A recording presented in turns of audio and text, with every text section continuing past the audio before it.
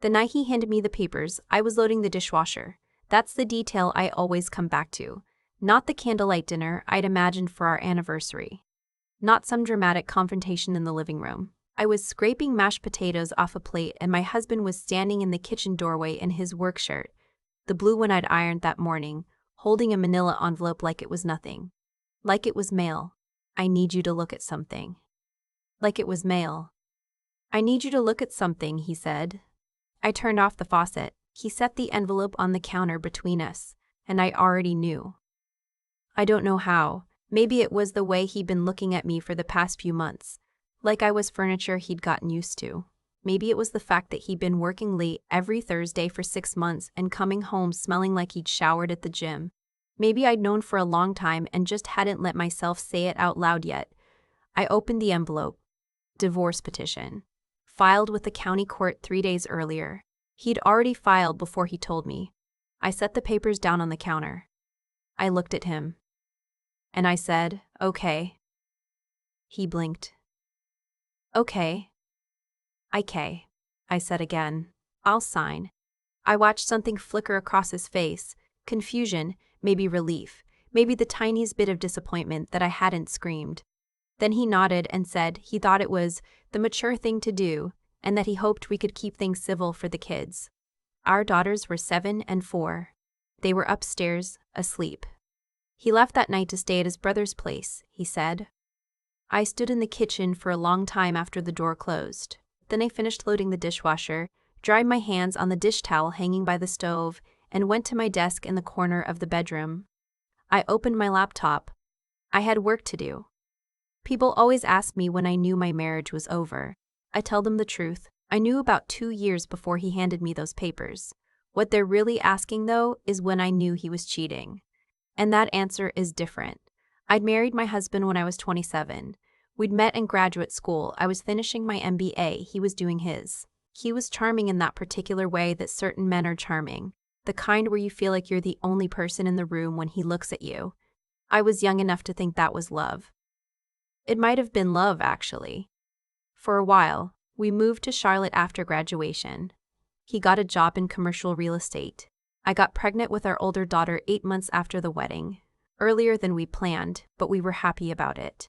Then I got pregnant again 18 months later. By the time our younger daughter was born, I was 30 and my husband was making enough that it made financial sense for me to stay home for a few years. That's what we told ourselves. A few years. I won't pretend the next 4 years were all bad. There were good things. Family vacations. Saturday mornings when the girls would pile into our bed and my husband would make pancakes and life felt exactly like what I thought I was signing up for. But something shifted. Gradually, the way a house settles, I stopped being a person to him and started being a function. I managed the household. I managed the kids' schedules. I managed the social calendar. He went to work. He came home. He watched TV. He went to bed. We slept in the same bed for 2 more years before we stopped even pretending. I found out about her 11 months before he handed me the divorce papers. I wasn't snooping. That's what I want to be clear about. I wasn't going through his phone or following him. He left his laptop open on the kitchen table one morning after he left for work, and a notification popped up on the screen. I walked past it. I stopped. I walked back. I stood there in my bathrobe, reading an email chain for probably 20 minutes. Long enough to understand everything. Long enough to see that this had been going on for at least a year. Long enough to learn her name, she worked in his office, and to understand that whatever my husband felt for her was real enough that he'd written things to her that he hadn't said to me in years. I closed the laptop and went to wake up the girls. I did not tell him that I knew. I know that's the part that surprises people. Why didn't you confront him? Because I'd spent 4 years being the wife who managed things quietly, and I was very good at it, and because something had clicked into place in my chest that morning. Not rage, not grief. Something colder and clearer than either of those. A kind of focus. I had 11 months. I was going to use them. The first thing I did was call my college roommate, who had become a family attorney in Raleigh. We had lunch. I did not tell her everything over the phone. I knew enough to know that. Over a plate of pasta I hadn't touched, I explained the situation. She explained North Carolina divorce law to me in plain English. Equitable distribution. Marital assets. what counted, what didn't, the significance of who files first versus who has documentation. I went home and started building a file. My husband had always handled the investment accounts. He'd set them up early in our marriage and I'd let him handle a lot of things. Because he'd said I was better at the day-to-day stuff, and I'd been tired and had a 7-month-old and hadn't pushed back the way I should have. What I hadn't understood then, what I understood very clearly now, was that I had a right to access every financial record in our marriage. Every account. Every statement. I started making copies. This took patience. I want you to understand what those 11 months actually looked like from the inside. They looked like normal life. I packed school lunches and drove to gymnastics and hosted a birthday party with a unicorn cake. I smiled at neighborhood barbecues. I was pleasant to my husband. I did not bring up the laptop. I did not cry in front of him. I cried in my car in the parking lot of the Harris Teeter at least twice a month. Then I dried my face and went in and bought groceries. While all of that was happening on the surface, I was doing something else. I had applied 6 weeks after that morning in the kitchen for a part-time certificate program through UNC Charlotte. Healthcare administration. Evening classes, twice a week, while my mother-in-law watched the girls. My husband thought I was taking a personal development course. He didn't ask many questions. I also went back to something I'd done before we were married, freelance bookkeeping. I had my CPA license, still active, and I started quietly picking up clients. Small businesses, mostly, a bakery, a dental office, a landscaping company. I kept everything in an account he didn't know about, every month a little more, and I kept building my file. Bank statements, investment account summaries, a vacation property he'd purchased through an LLC I'd never heard of. I found that one in April, buried in a folder on the laptop when he asked me to print something for him and walked away. I photographed every page on my phone and emailed it to myself, then to my attorney. She called me 2 days later. "You need to see this properly," she said. "Can you come in?" I drove to Raleigh on a Tuesday morning and sat across from her in her office, and she laid it out. The LLC. The property. A condo in Asheville, purchased 18 months ago. The way certain marital assets appear to have been reclassified in preparation for something. "He's been planning this," she said carefully, for a while. I nodded. I already knew. "You're going to be okay," she told me. "I know," I said. And I meant it. He handed me the papers on a Wednesday night in October. Our anniversary is October 14th. He handed me the papers on October 12th. I've thought about that timing a lot. I think he chose it deliberately, close enough to the anniversary to feel like a statement, far enough away that he could claim it was coincidence. That's the kind of thing he did, calculated in a way he thought was subtle. When I said, okay, he clearly expected me to fall apart eventually. Maybe after he left. Maybe over the next few days. He was probably braced for phone calls, for crying, for the girls being upset. What he was not prepared for was my attorney calling his attorney 4 days later with a counterproposal that referenced the Asheville condo by address. I know this because my mother-in-law told me. She called me on a Sunday afternoon about a week after he'd served me, and she was crying.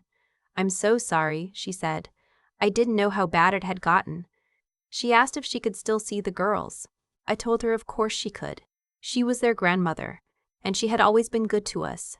She had not been good to her son in that moment, and I respected her for it. "He's panicking," she said. "I know," I said. "I want to tell you about the morning I sat my older daughter down. She's 7, old enough to understand that things are changing, young enough that I was careful about what I said. She'd noticed her father wasn't coming home for dinner. She hadn't asked directly, but I could see her watching me, the way kids do when they're trying to figure out if it's safe to ask. I sat her down at the kitchen table with hot chocolate, the real kind, from a packet, which she considered a special occasion. And I told her that her dad and I had decided we were going to live in different houses, that it was a grown-up decision and it wasn't about her or her sister, not even a little bit, that both of us loved them so much that nothing about that was ever going to change. She was quiet for a minute. Then she asked, "Is Daddy sad?" I thought about my answer. "I think Daddy is figuring some things out," I said. "Just like we all are." She nodded and drank her hot chocolate, and then she asked if she could watch a show, and I said yes, and that was that. Children are more resilient than we give them credit for. and also more perceptive. She knew more than she let on, I think. Most kids do. The mediation process took 11 weeks. My husband came into the first session clearly expecting this to be straightforward. He had a narrative prepared. I was sure of it. The narrative was, his wife had been a stay-at-home mom, she had no income.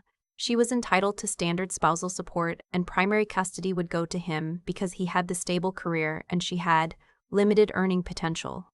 He had not accounted for the certificate I'd completed in August. He had not accounted for the job offer I'd accepted in September, a position as a healthcare administrator at a medical practice group in Charlotte. Full-time. Benefits.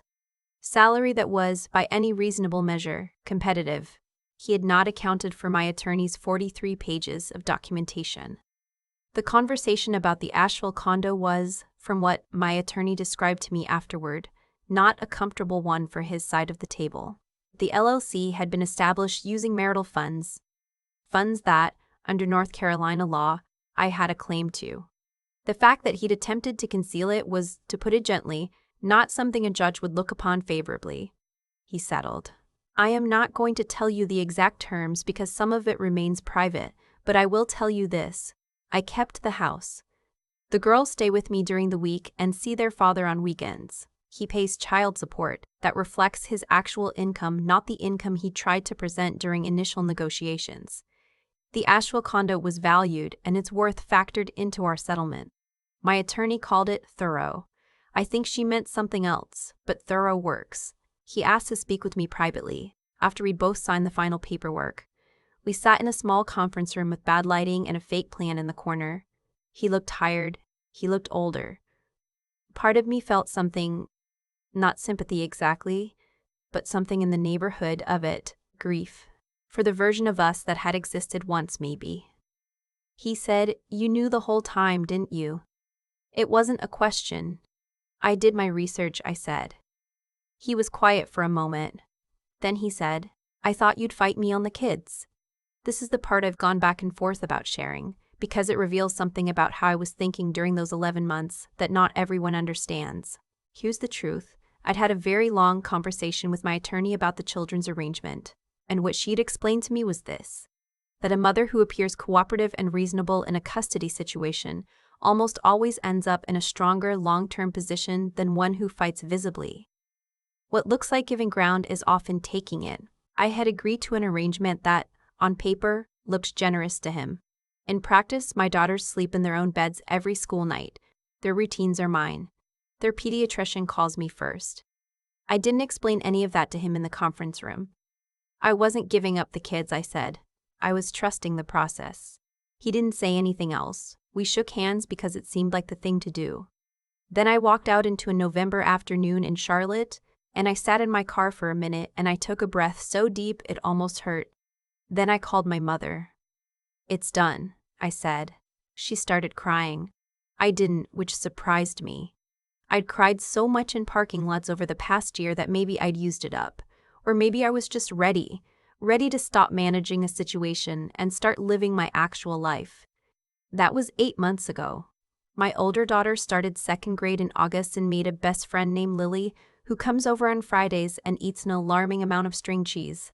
My younger daughter has decided she wants to be a veterinarian and has begun saving a portion of her allowance in an envelope she keeps under her mattress labeled "for animals." I started my job in October, and I like it more than I expected to. My colleagues are kind, the work is interesting, I'm good at it. My ex-husband, and it still takes a half second for my brain to land on that phrase, sees the girls on weekends. He is, to his credit, consistent about it. He shows up, he takes them to the park and to his apartment, which has a balcony they think is exciting. He's a better father in smaller doses, it turns out. That happens sometimes. I'm not going to tell you that I don't have hard days. I do. There are nights when the house is quiet after the girls go to sleep and I sit on the couch and feel the specific loneliness of being the only adult in a home, and it's heavy. There are moments at school pickup when I see couples together and feel something I don't have a clean name for. Not jealousy exactly. More like memory. But I think about who I was 3 years ago, when I was so deep inside a life that wasn't working, that I couldn't even see the shape of it anymore. I was disappearing, not dramatically, not all at once, just slowly, errand by errand, concession by concession, until I had gotten very good at making myself small. I am not small anymore. I want to be careful here about the lesson in all of this, because I've seen the way stories like mine get flattened into something they're not. This wasn't a revenge story. I wasn't plotting against my husband for 11 months so I could win. I was surviving. I was preparing. I was doing what women do when they realize the person who is supposed to be their partner has been making decisions about both their lives in secret. I was getting informed enough to protect myself and my children. There's a difference between vengeance and preparation. Vengeance is about making someone hurt. Preparation is about making sure you don't. My attorney said something to me once, near the end of the mediation process. She said, "You know what most people do when they find out? They react immediately. They blow it up. They show every card they have." She shook her head. "You didn't do that." I thought about what to say. "I had kids to think about," I said finally. She nodded, but I think the real answer is simpler than that. I'd spent 4 years watching my needs come last in my own marriage. When things fell apart, I just finally put myself first. Not vindictively. Not angrily. Just first. That was the whole strategy, if there was one. My younger daughter asked me last week, out of nowhere the way 4-year-olds do things, "Mommy, are you happy?" I was washing her hair over the tub. I thought about it for a real second, not just the automatic answer. "Yeah, baby," I said. "I really am." She accepted this with the complete satisfaction of someone who has gotten the answer they were looking for. And then she asked me if we could get a fish. We're getting a fish. I've thought a lot about what people take away from a story like mine. The easy version is, she found out, she planned, she won. And I understand why that framing is satisfying. But that's not actually what happened, and I don't want to leave you with a clean narrative that flattens the real thing. What happened was that I made a choice. Not once, but about 600 times over 11 months. Every morning I woke up and chose not to blow everything up out of anger. Every week I sat across from my husband at dinner and chose to be patient instead of reactive. Every time I cried in the Harris Teeter parking lot, I chose to dry my face and go back in. None of those choices felt heroic in the moment. Most of them just felt like survival. But here's what I've come to understand. The choices you make when you're in pain reveal something about who you actually are, not who you want to be, not who you perform being for other people. Who you are when it costs something. My husband made choices too for years, and those choices had a logic to them. He assumed I wasn't paying attention. He assumed I was too busy with the kids, too dependent on his income, too worn down to fight back effectively. He wasn't wrong about the worn down part. He was wrong about what I'd do with it. There's a version of me that confronted him the morning I read those emails. She would have been justified.